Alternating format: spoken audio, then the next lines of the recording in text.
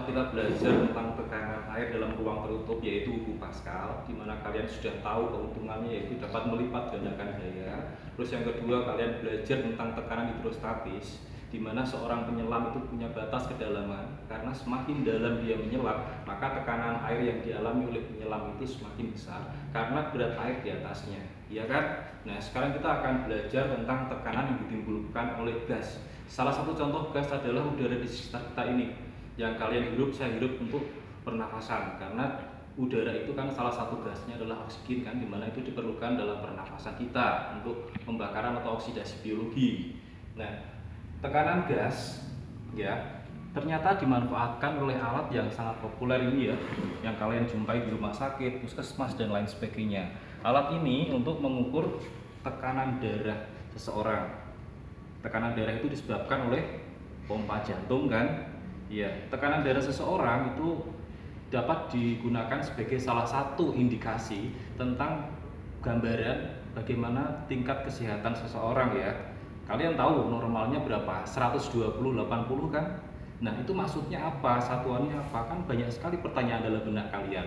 Nah, sekarang kita akan belajar tekanan gas, tapi juga belajar tentang ini. Bagaimana tekanan gas itu dimanfaatkan untuk menggunakan atau pemanfaatan alat yang disebut dengan tensiometer atau sphygmomanometer. Nah, sekarang coba kalian lihat ini. Ini adalah kantung udara, ya, kantung udara. Terus kemudian di sini yang warna hitam itu adalah alat pompanya, ya.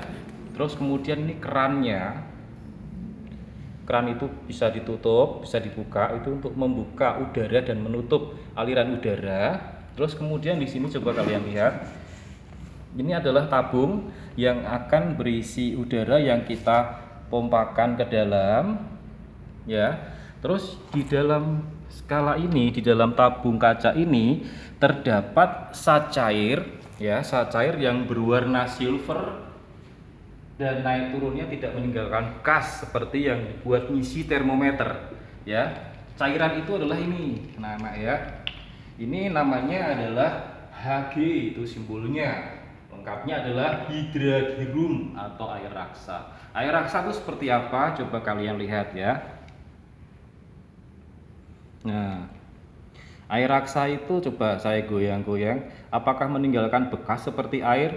Tidak kan?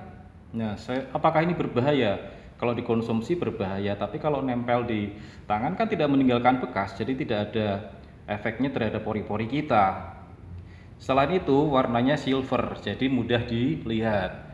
Kalau meninggalkan bekas apa yang terjadi? Nanti naik turunnya itu nanti jadi tidak teliti, kurang teliti karena ada bekas-bekas naik turunnya, gitu ya.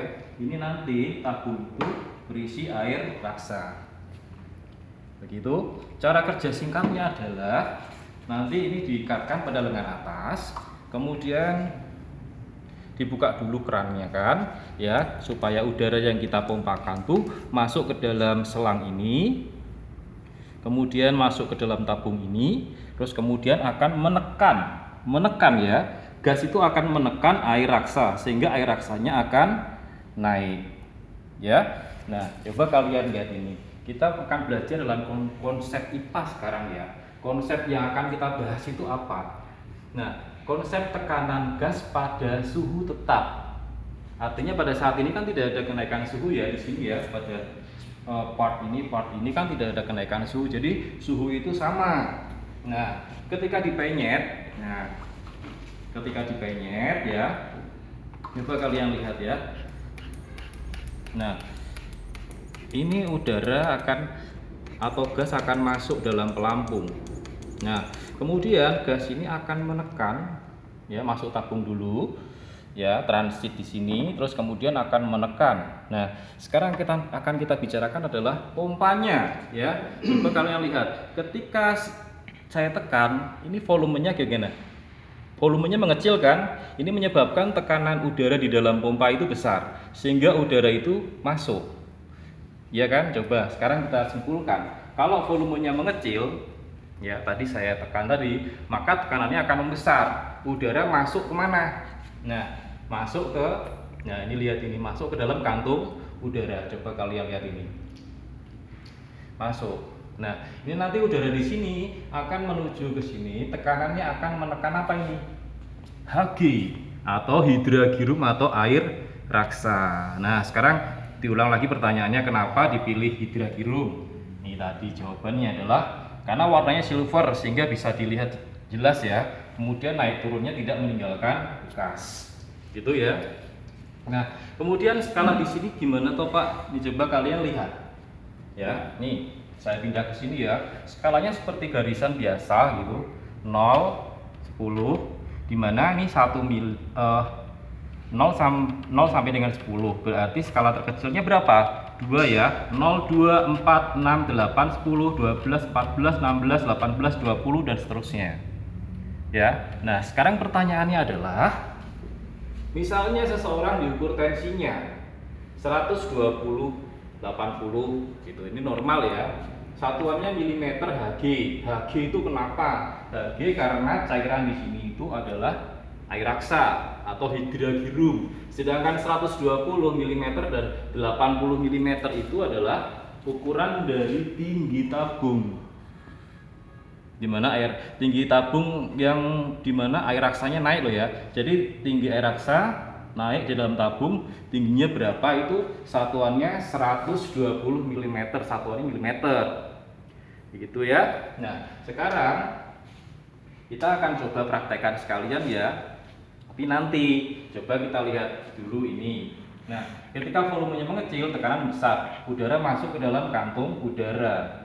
Ini berarti tekanan atau P, pressure ya, dalam bahasa Inggris pressure ya. Nah, berbanding terbalik dengan volume. Kelas 9 tentu saja sudah belajar tentang kesebandingan ya dalam pelajaran matematika. Dimana kalau tekanannya, kalau volumenya mengecil dengan cara ditekan tadi ya, mengecil, maka tekanan gasnya membesar. Hal ini berarti bahwa P berbanding terbalik dengan V.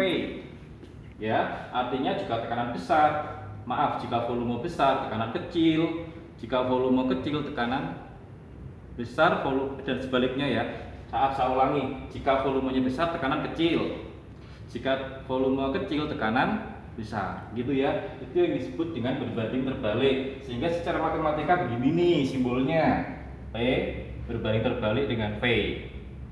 Nah, kalau kita bandingkan dengan antara keadaan 1 dengan keadaan 2, di mana pada keadaan pertama tekanannya P1, keadaan kedua pertama untuk volumenya V1, tekanan untuk keadaan kedua V2, sedangkan volume untuk keadaan kedua V2, maka secara matematis kan begini.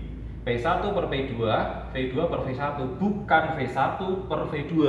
Kalau ini saya taruh di atas, V2-nya di bawah, itu namanya berbanding lurus. Salah. Tapi karena di sini kan faktanya adalah berbanding terbalik, maka seperti ini, P1 per P2 sama dengan V2 per V1, atau dikalikan silang menjadi seperti ini ya. Nah, ini yang disebut dengan hukum Boyle. Siapakah Boyle itu? Boyle itu nama lengkapnya adalah Robert Boyle, ilmuwan atau fisikawan dari Irlandia. Tahun lahirnya kalau tidak salah 1627, meninggalnya 1691. Sudah berapa tahun, berapa ratus tahun? Kalau kita hitung dari 2021 anak-anak, udah ratusan tahun ya. Tapi Boyle dikenang dalam buku IPA kita. Ya, maka disebut apa ini? Hukum Boyle. Nah, sekarang sesuai janji Pak Eko tadi, nah kita akan belajar bagaimana cara menggunakan tensimeter. Ini ada Pak Jar, juga ada Pak Budi yang menyuting ya. Ini tutup dulu supaya raksanya nggak tumpah. Ini tadi ada udaranya ya. Kita buka kerannya dulu.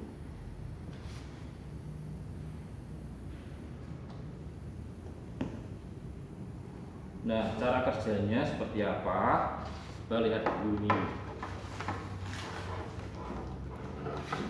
Kenapa tangan kiri Pak Jar? Karena tangan kiri Pak Jar dekat dengan jantung ya. Jantung itu pompa alat organ yang memompa darah kan.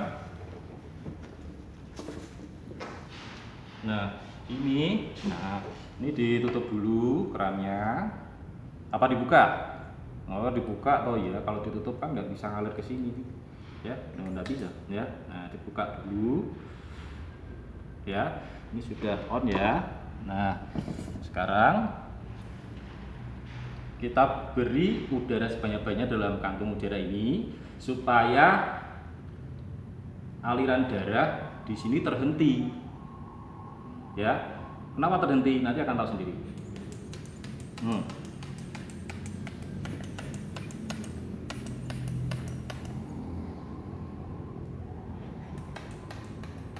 Hmm. Nah, kira-kira saja, nah sekitar ini. Nah, sudah ya, coba kalian lihat. Sudah kalian lihat. Nah, untuk memperjelas denyut nadi Fajar, saya gunakan stetoskop ya.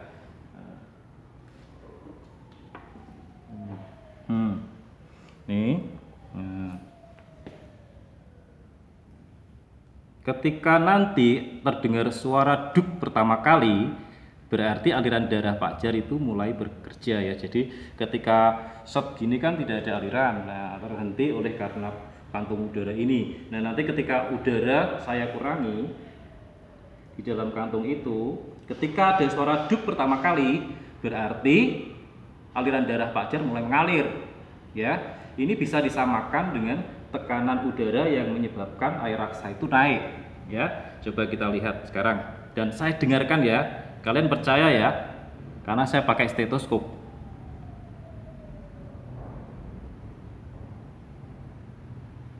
Belum terdengar. Ya, mulai terdengar.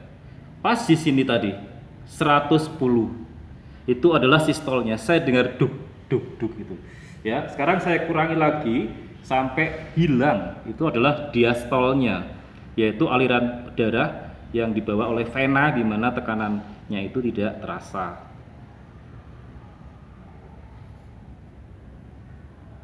Belum, masih terdengar duk duk duk itu. Nah, pas di sini tadi hilang. Nah, kalau di sini berarti skala terkecilnya ini 50, 52, 54 ya, sekitar 52, 54, 56, 57. Oh, di sini maaf, di sini sorry. Ya, Nak ya. Di sini tadi 50, berarti ini berapa? 60, sekitar 60 berapa ini? 62, 64 ya. Ya, berarti sistolnya Pak Jarwadi adalah 120 mm Hg. Hg itu air raksa.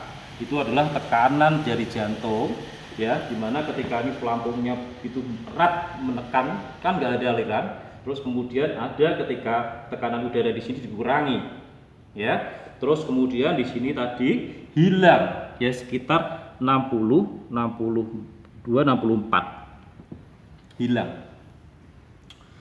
Jadi begitu ya anak-anak ya. Jadi tekanan udara itu dimanfaatkan untuk tensimeter.